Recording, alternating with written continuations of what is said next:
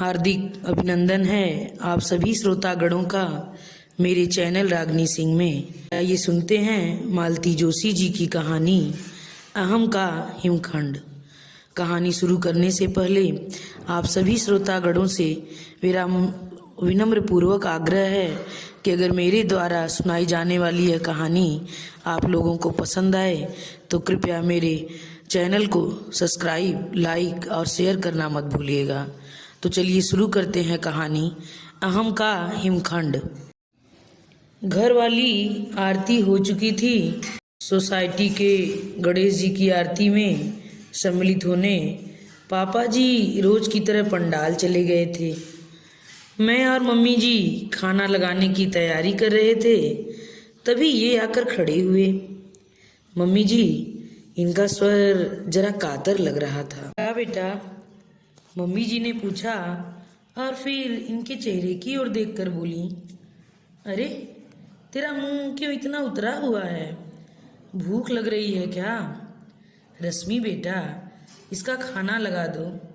दिन भर बेचारा दफ्तर में दिमाग खपाकर आता है।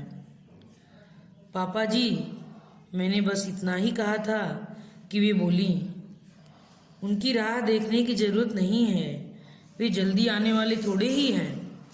वहाँ भी पंचायत लगाकर बैठ गए होंगे। तू तो इसकी थाली लगा दो। तुम लोग मेरी बात तो सुन लो, बस शुरू हो जाती हो। हाँ बोल। मामा जी का फोन आया था अभी। नानी की हालत बहुत खराब है, डॉक्टर ने जवाब दे दिया है। कह दिया है कि अब कुछ कहा नहीं जा सकता, जिसको बुलाना है बुला लो। इनकी बातें पूरी भी नहीं हो पाई थी कि मम्मी जी धम से डाइनिंग टेबल की कुर्सी पर बैठ गईं और रोने लगीं। मैं उनकी पीठ सहलाते हुए सांत्वना देने लगी। शांत हो जाइए मम्मी जी, सब कुछ ठीक हो जाएगा। पर मैं भी जानती थी और मम्मी जी भी कि कुछ भी ठीक होने वाला नहीं है। नानी माँ पिछले 2 साल से फेफड़ों के कैंसर से जूझ रही हैं। इस उम्र में जितना इलाज संभव था किया जा रहा था, पर वह बहुत कारगर नहीं है, यह सभी जानते थे। जब संभव होता मम्मी जी जाकर मिलाती थीं, पर मेरी नौकरी और नन्हे किंसुक के कारण ज़्यादा दिन रह नहीं पाती थी। पापा जी जरा भी असुविधा सहन नहीं कर पाते हैं, इसलिए मम्मी जी का घर से निकलना कठिन होता था। पर इस समय पापा जी की असुविधा से ज़्यादा महत्वपूर्ण थी नानी जी। इसलिए मैंने इनसे कहा, सुनिए, इस समय 8 बज रहे हैं। अगर आधा घंटा में भी आप लोग निकल गए तो 12 बजे से पहले पहुंच ही जाएंगे। पापा जी को आ जाने दो, उनकी अनुमति बिना थोड़े ही जाएंगे। पर तब तक तैयारी तो कर लें। मैं मम्मी जी का बैग भरती हूँ, तब तक आप पेट्रोल भरवा लाओ, उतना ही समय बच जाएगा। रहने दो बेटा, वे जाने नहीं देंगे, मुझे मालूम है। मम्मी जी ने कहा, पेट्रोल तो भरवा लाता हूँ, बाद में जैसा तय होगा देख लेंगे। इनके जाने के बाद मैं मम्मी जी को कमरे में ले गई। हम लोग अपने काम में इतने डूब गए थे कि लंच की आवाज़ ही नहीं आई। वो तो किंसुक ने पुकारा, तब हमारा ध्यान गया। उसे गोद से उतारकर पापा जी ध्यान से हम दोनों को देख रहे थे। कहाँ की तैयारी हो रही है? उनका स्वर कठोर था। मैंने हिम्मत बटोर कर कहा, मामा जी का फ़ोन आया था, नानी माँ सीरियस है। तो डॉक्टर ने जवाब दे दिया है? वो तो बहुत पहले दे दिया था, मतलब अब एकदम चला चली की बेला है। वो मम्मी जी का जाना जरूरी है। ये कौन तय करेगा? तय तो आप ही करेंगे। मैंने सोचा तब तक उनकी तैयारी कर दूं। कोई शादी ब्याह में जाना है जो तैयारी करनी होगी। मैं चुप हो गई। तब तक ये आकर खड़े हो गए। आप कहाँ से पधार रहे हैं बरखुरदार? पेट्रोल भरवाने गया था, मतलब किसी से पूछने की ज़रूरत ही नहीं है। आप घर पर नहीं थे तो मैंने सोचा यहाँ पंडाल तक ही तो गया था, कोई मर नहीं गया था। इसके बाद कमरे में सन्नाटा छा गया। केवल मम्मी जी की सिसकियाँ सुनाई देती रहीं। कुछ देर बाद पापा जी की गर्जना फिर सुनाई दी। अपने मामा से कह दो घर में गणेश जी विराजे हैं, अनंत चतुर्दशी तक इनका निकलना नहीं हो सकता। उनकी दहशत के बावजूद पता नहीं मुझ में कहाँ से हिम्मत आ गई। मैंने कहा, पापा जी कायदे में तो आप दोनों को जाना चाहिए, पर कम से कम मम्मी जी को तो भेज दीजिए। यहाँ की चिंता मत कीजिए, मैं सब संभाल लूँगी, ऑफिस से छुट्टी ले लूँगी। उन्होंने आवेश से मुझे घूरा। मेरी हिम्मत जवाब दे रही थी, फिर भी मैं डटी रही। पापा जी गणेश जी तो अगले साल भी आएंगे, हर साल आएंगे, पर नानी जी दोबारा लौटकर नहीं आएंगी। उनकी आंखों से जैसे चिंगारियां बरस रही थीं। सुबोध, उन्होंने कड़कती आवाज़ में पुकारा। इन्होंने धीरे से मेरा हाथ पकड़ा और लगभग खींचते हुए मुझे बेडरूम में ले गए। दरवाज़ा खड़काते हुए बोले, तुम थोड़ी देर चुप नहीं रह सकती? मैंने अपने आप को बहुत अपमानित महसूस किया। कहा, हाँ मैं चुप नहीं रह सकती। अगर मैं चुप रह गई तो कल मेरे साथ भी वही होगा जो मम्मी जी के साथ हो रहा है, परसों मेरी बहू के साथ। ये बहू कहाँ से आ गई? अभी बेटा जमीन से निकला नहीं है, कभी तो बड़ा होगा। मैंने गोद में बैठे किंसुक को दुलराते हुए कहा। सारा नाटक देखकर बेचारा सहम गया था। उसे छाती से लगाते हुए मैंने कहा, जिंदगी भर आप उस व्यक्ति के ईगो को सहलाते आए हैं, पर मैं अपने बच्चे को इस मानसिकता में बड़ा नहीं होने दूंगी। उसमें आत्मविश्वास पैदा करूंगी। ये चुपचाप दरवाज़ा खोलकर बाहर निकल गए। दूसरे दिन की सुबह बहुत बोझिल थी। घर में एक अदृश्य तनाव व्याप्त था, एक बेचैनी थी। मम्मी जी की मन स्थिति का अंदाज़ा इसी से लगाया जा सकता था कि उनका हर काम गलत हो रहा था। सुबह उनकी चाय उफनकर गैस पर गिर गई थी। पूजा घर की झाड़ू लगाते समय पता नहीं कैसे झाड़ू चौकी पर रख दी थी। माचिस पूजा के लोटे में जाकर गिर गई थी। वह तो घर में दूसरी माचिस थी, नहीं तो प्रलय आ जाती। फ्रिज में रखी लाल फूलों की माला बाहर निकालते समय ऐसी उलझी कि फिर किसी तरह पहनाई नहीं जा सकी। उसे बप्पा के चरणों में ही रखकर संतोष करना पड़ा। पूजा की थाली नीचे रखते हुए हाथ ऐसे कांपे कि पंचामृत की कटोरी नीचे गिर गई। संगमरमर का फर्श पंचामृत से सन गया।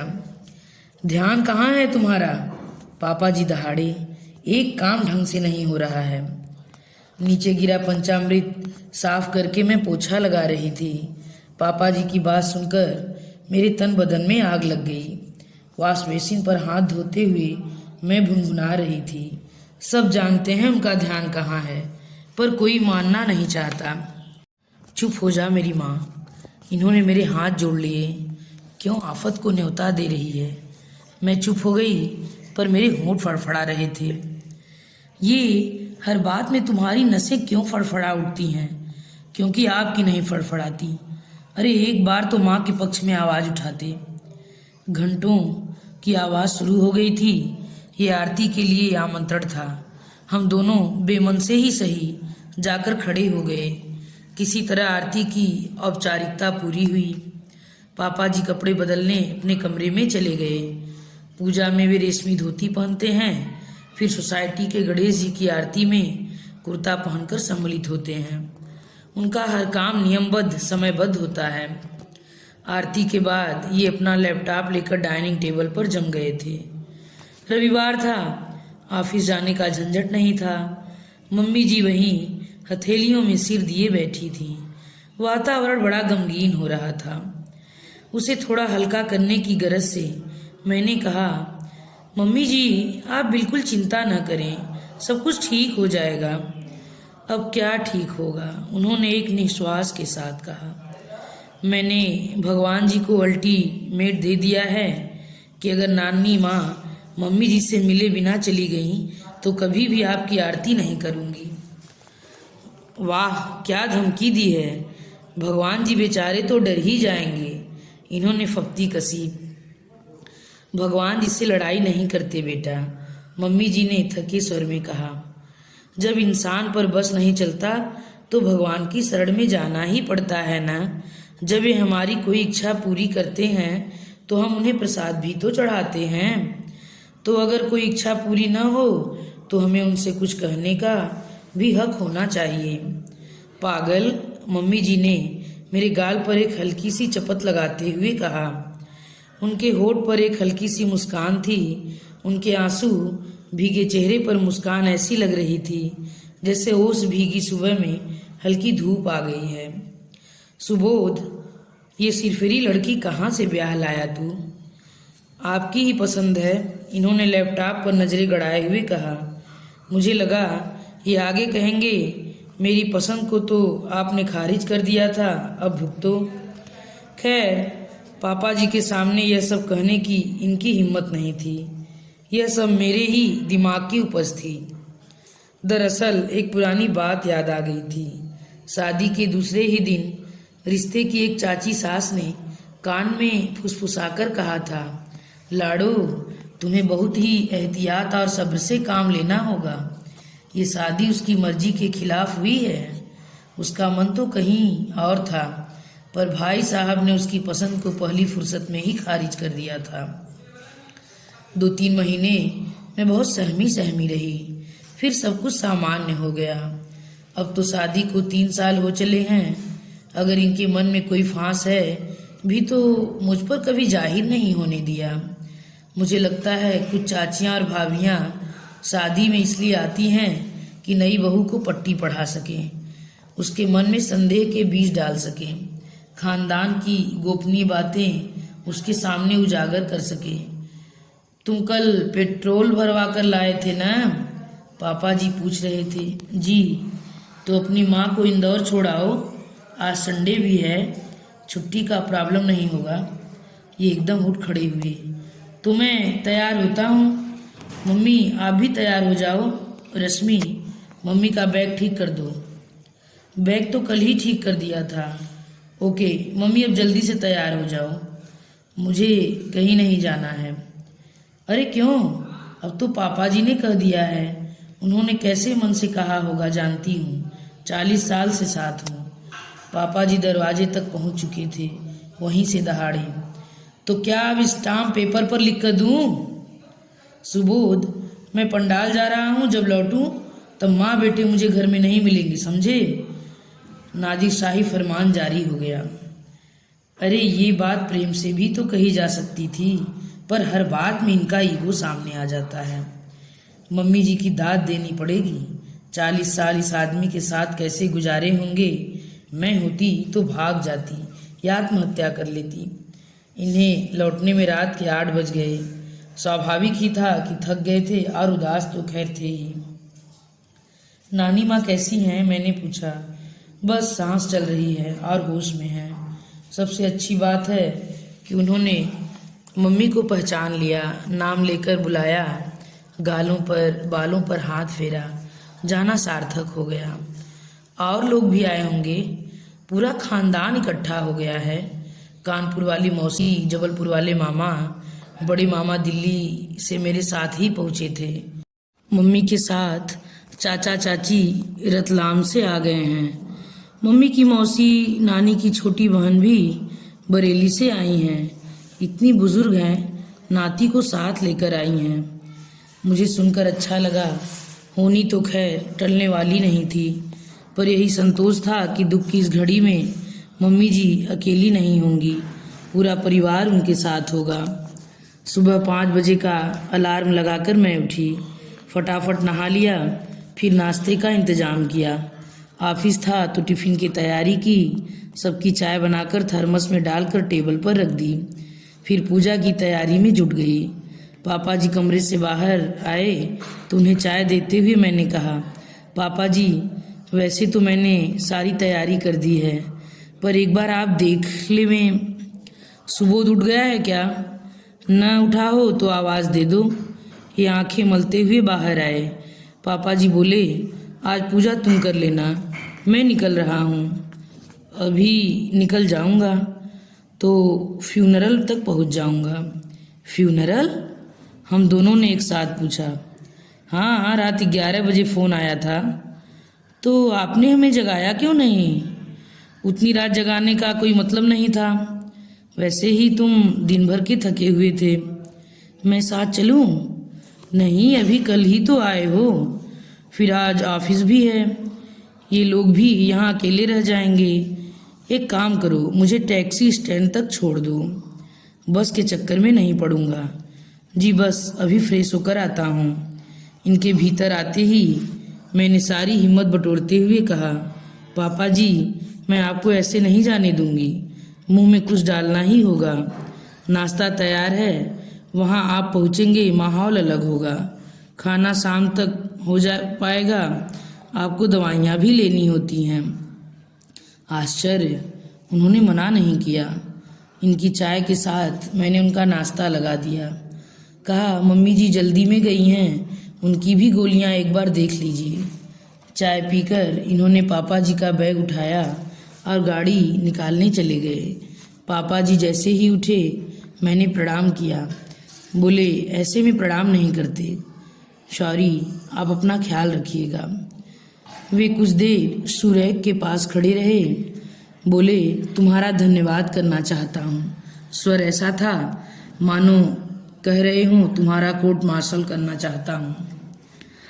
मैंने धड़कते दिल से अगले वाक्य की प्रतीक्षा करती रही।